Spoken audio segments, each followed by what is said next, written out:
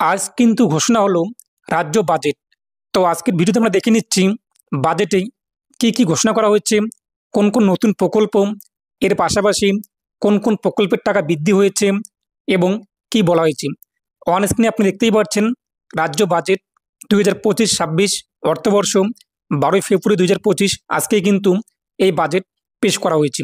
তো বাজেটে কি কি বলা হয়েছে, কোন কোন খাতে কত টাকা করে বরাদ্দ রয়েছে, এর পাশাপাশি কৃষকরা, লক্ষ্মীর ভাণ্ডারের মা বোনরা থেকে শুরু করে স্কলারশিপ প্রকল্প, স্কিম ইত্যাদি কোন কোন প্রকল্পে কত টাকা করে বরাদ্দ করা হয়েছে, কত টাকা করে বৃদ্ধি হয়েছে, এ টু জেড আমরা আজকের ভিডিওতে আলোচনা করব।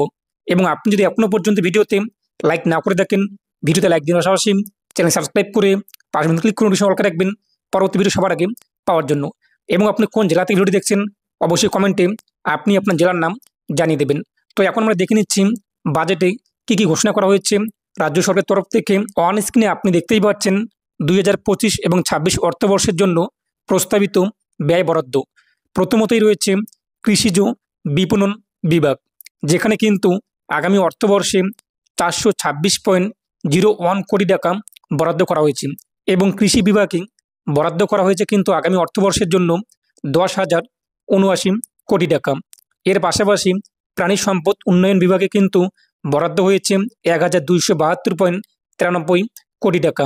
অনগ্রসর শ্রেণী কল্যাণ বিভাগে কিন্তু আগামী অর্থবর্ষে বরাদ্দ করা হয়েছে 2,423.80 কোটি টাকা।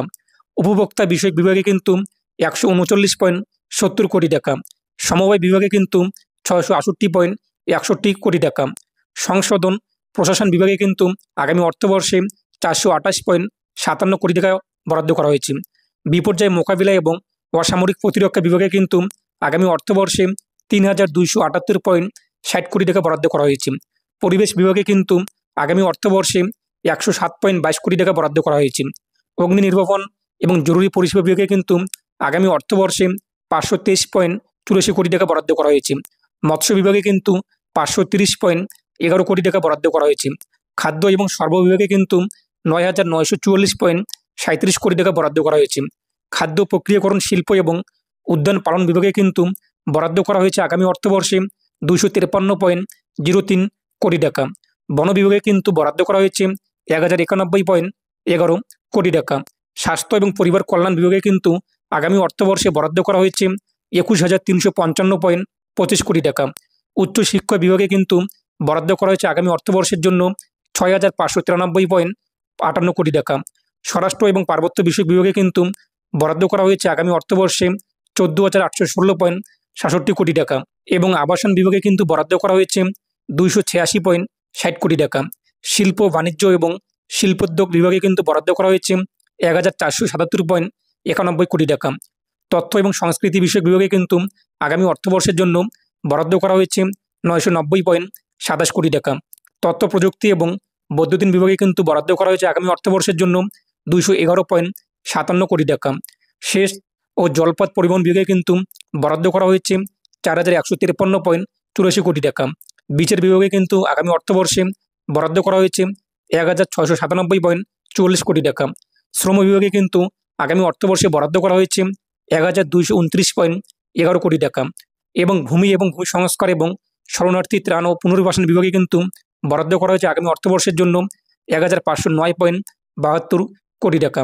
আইন বিভাগে কিন্তু আগামী অর্থবর্ষে বরাদ্দ রয়েছে 21.98 কোটি টাকা। জনশিক্ষা প্রসার এবং গ্রন্থাগার পরিষেবা বিভাগে কিন্তু বরাদ্দ করা হয়েছে আগামী অর্থবর্ষে 366.46 কোটি টাকা এবং ক্ষুদ্র, ছোট ও মাঝারি শিল্পোদ্যোগ এবং বস্ত্র বিভাগে আগামী অর্থবর্ষে বরাদ্দ রয়েছে 1,228.78 কোটি টাকা। সংখ্যালঘু বিষয়ক ও মাদ্রাসা শিক্ষা বিভাগে কিন্তু আগামী অর্থবর্ষে বরাদ্দ রয়েছে 5,602.29 কোটি টাকা।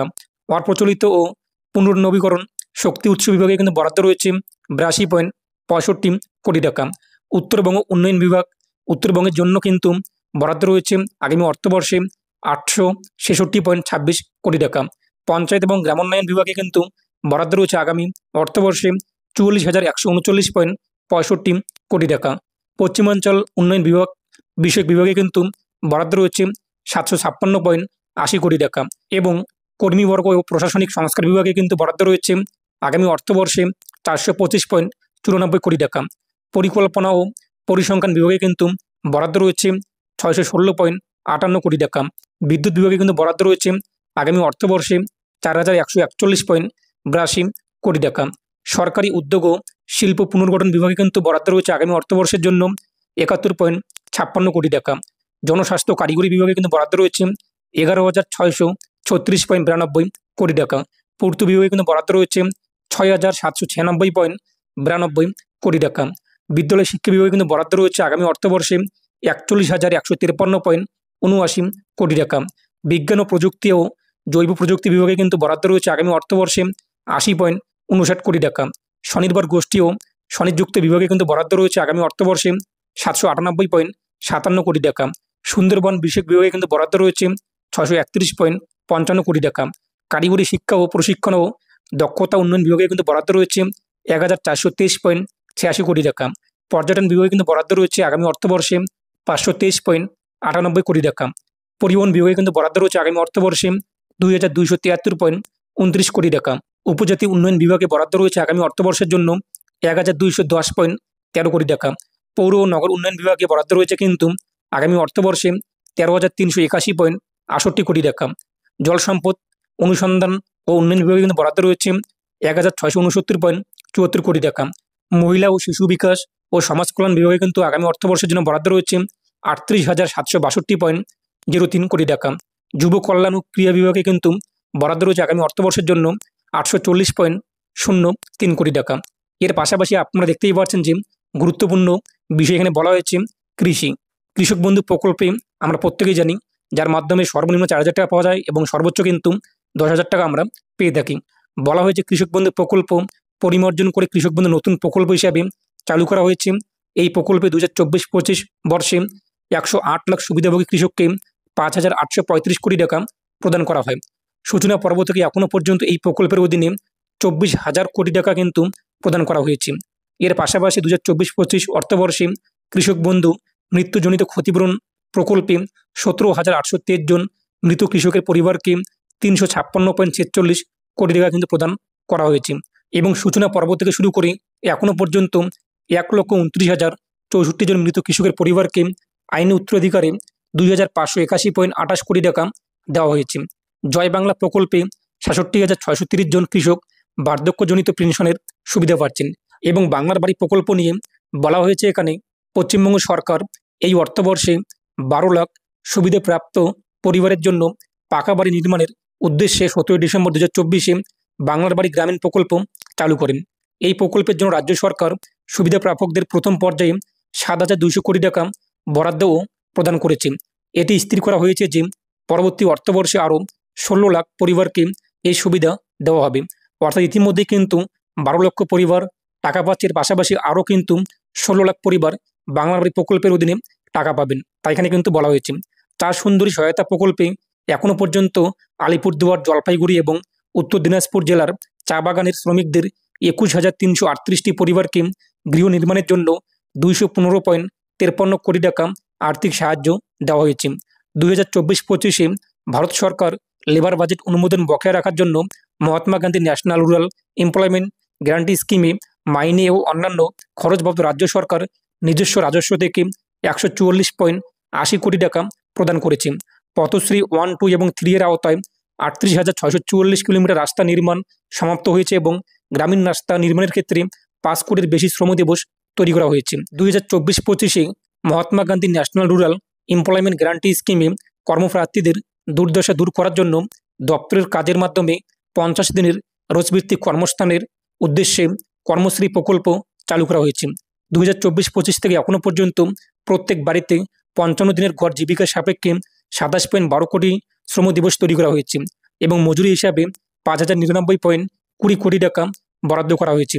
এখনও পর্যন্ত এই কর্মসূচির আওতায় 61 কোটি ব্যক্তির দিন তৈরি করা হয়েছে এবং মজুরি হিসাবে 12,355 কোটি টাকা কিন্তু বরাদ্দ করা হয়েছে।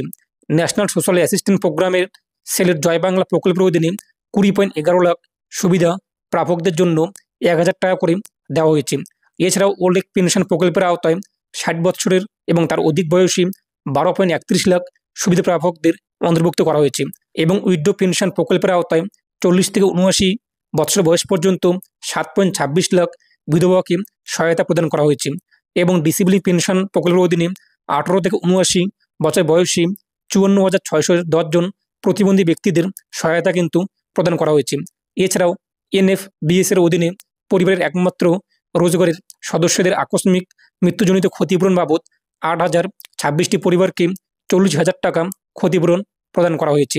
আরও 2,777টি পরিবারকে সাহায্যের আওতায় আনা হয়েছে। এছাড়াও রাজ্য সরকারের তরুণের স্বপ্ন প্রকল্পের অধীনে সরকার পোষিত ও সরকারি সাহায্যপ্রাপ্ত স্কুল এবং মাদ্রাসার একাদশ এবং দ্বাদশ শ্রেণীর ছাত্রছাত্রীদের লার্নিংয়ের সুবিধার্থে ট্যাব অথবা স্মার্টফোন কেনার জন্য এককালীন 10,000 টাকা করে দেওয়ার বন্দোবস্ত করেছে।